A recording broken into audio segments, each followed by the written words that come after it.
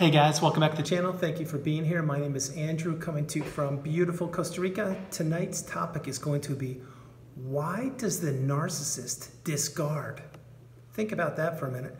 Guys, if you like the content, please subscribe. Why does the narcissist discard people? Just think about that for a minute. There are three main reasons that I can come up with right now, and believe me, there are many more than three, but I'm going to focus on three.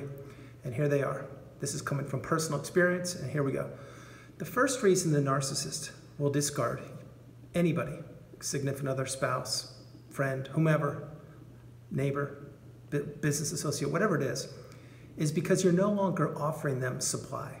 You're no longer playing the game, and you no longer are taking their abuse and their nonsense, and you're not putting up with what they once, how they were manipulating you at one point. And you've caught on to them. Now, this is a two-part. Number one is two parts. One is, if you did catch on, like in the business, in the workplace, you're like, wow, I'm not doing your work anymore. No, sorry, not happening. You can put your name on that yourself and you can turn it in. I'm not doing it, and I'm not staying late extra hours doing things for the company when they're not paying me. I've already put in 60 hours this week and I'm being paid for 40, things like that. Okay, so in that case, the narcissist, who could be your boss, maybe your boss is like, wow, what's with this? And then maybe they get another person to do their work for them, and here we go. That's one. Another way is, if you are not able to give the narcissist supply, meaning you just can't. You've given everything you have, which in a romantic relationship would be you gave your money. You once had a lot of money in the bank, maybe you had a couple cars, a couple houses, whatever. I'm not a financial person, as you know, but if you had wealth or some sort of financial means and the narcissist took that from you, in other words, asked you to spend lavishly on trips or dinners or vacations or gifts or cars or things that the narcissist wanted, and you spent your money on them, which did happen to me, and I'm certain it happened to many of you, that means you have no more financial resources. And guess what? When the resources financially run dry, so does your time with the narcissist. Here comes the discard. Another reason that the narcissist may discard is your supply also. Like, maybe you put on 20 pounds and you're not the eye candy that you used to be. And the narcissist is like, whoa, wait a minute, I signed up for you to be my supermodel. And you know what, you're not panning out anymore. I'm gonna look for other supply. Of course, we already know the narcissist is always looking for other sources of supply, and we'll get into that in a moment. The point is, you weren't giving. You thought you were in a healthy relationship, and you know what? People do put on weight here and there, and people do, people's weight fluctuates, and things happen. But to the narcissist, no, you must be a pristine asset. You must be the best of the best always, because you are the eye candy for the narcissist. So supply is a huge one, and it's not just the eye candy or resources financially, it's everything. Like, can you provide? Can you be there for them, to be their human punching bag? Are you willing to put up with the gaslighting, that walking on eggshells, the being trauma bonded, silent treatment, stonewalled, all these things? If you're willing to put up with that, and believe me, I did for 6 years, without even knowing what I was going through. But if you're willing to put up with that, the narcissist sees you as a viable source of supply, until you're not. Okay, so number two is going to be, let's pretend that you get injured and you have to have some kind of surgery or surgeries, or you can't quite move around like you used to. Let's say, for example, you had to have, I don't know, some kind of unpredictable surgery that happens to human beings. Maybe you tripped, you broke your arm, or anything, or heaven forbid, it's a serious injury. Serious meaning a really big one. I'm not going to mention things like that in the channel, because the channel, I want this to be positivity and light and beauty, but you know what I'm talking about.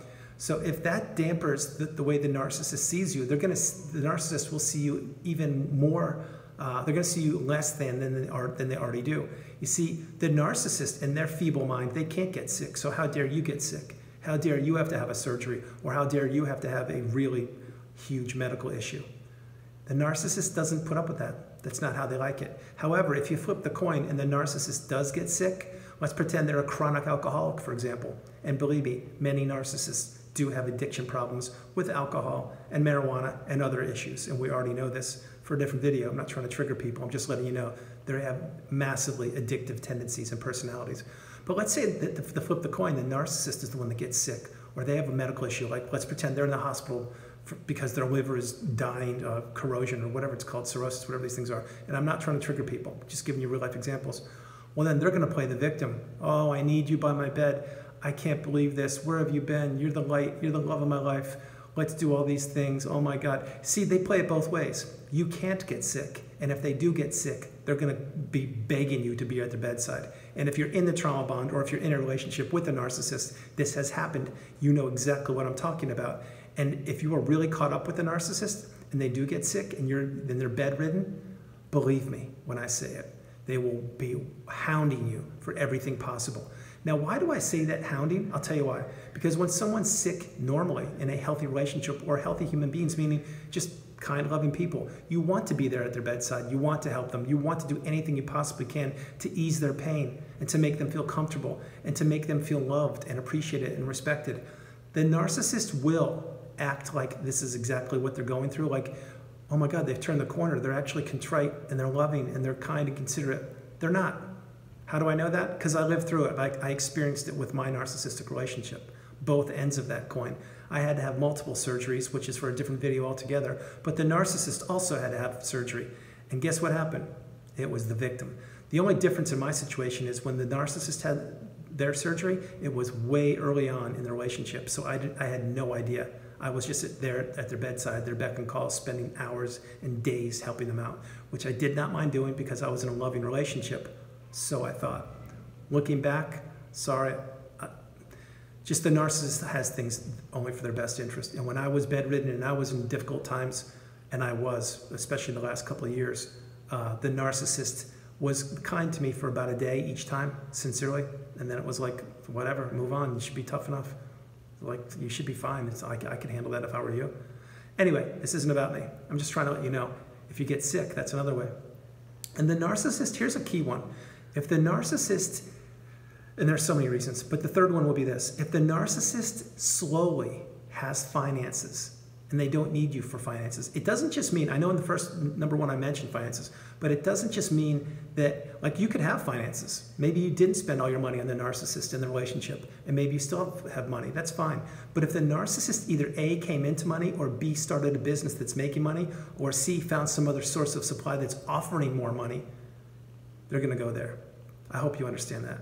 Now, again, all three of those things I experienced firsthand. I did have to have surgery, so I wasn't the eye candy. I did lose my financial resources massively, and much more than that. I couldn't help them out. And the other one was I didn't offer the supply. I couldn't be there for them. I couldn't do what they demanded of me after I had done it for 6 years. But there comes a breaking point. So when you're discarded by the narcissist, it's for any of these three reasons and so many more. The point is behind your back, behind the scenes, the narcissist has always been grooming other supplies. And remember, I said supplies, not just one. They have multiple sources of supplies on different levels. And as we talk, the ex-narcissist in your life, trust me, whoever the new supply is, behind that supply's back are multiple sources of supply just waiting in the wings. Now, I'm not trying to trigger people, I'm just letting you know. The narcissist plays the field any way possible, whether you are married or not, it doesn't matter. You see, you have an expiration date on you, and the narcissistic relationship certainly has an expiration date on it. It's just a matter of time when you discover A, the narcissist is a narcissist, B, you've had enough, C, your resources run dry, or D, all of the above. You see, this can happen at any point. So when the narcissist decides to discard you, it's not like they just, let's put it this way, they didn't just wake up one day and say, you know, I'm going to leave, I'm going to discard you, and I'll see you tomorrow. No, they planned this out. They've known about this for days, weeks, months, I dare say even years. I'm not sure about years, but yes, they've had it planned out. Why?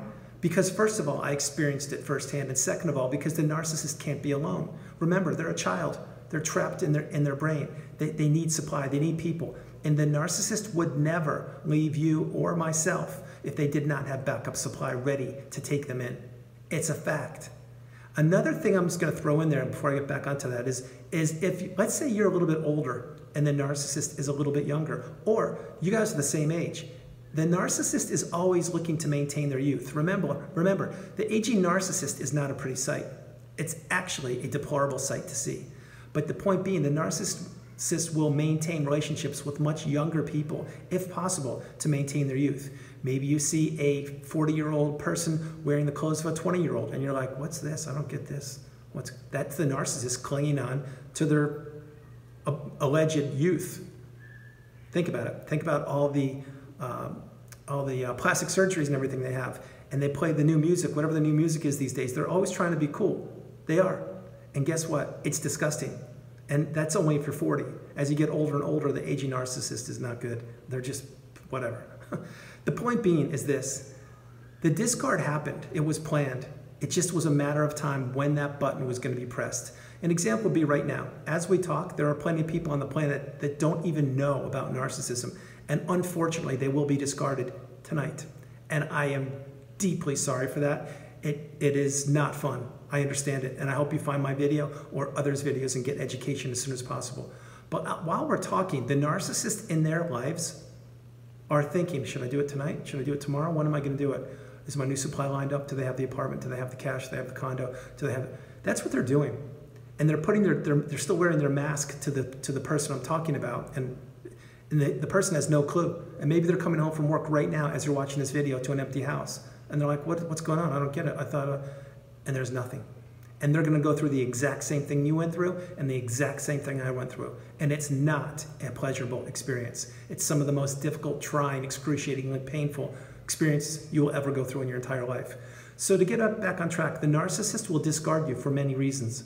But it's planned. They know what they're doing. And believe me when I tell you, and many of you know exactly what I'm talking about, it is the most cowardly, cruel, manipulating, devastating, destructive, insidious thing you could ever do to a human being that put their trust and love and faith into you.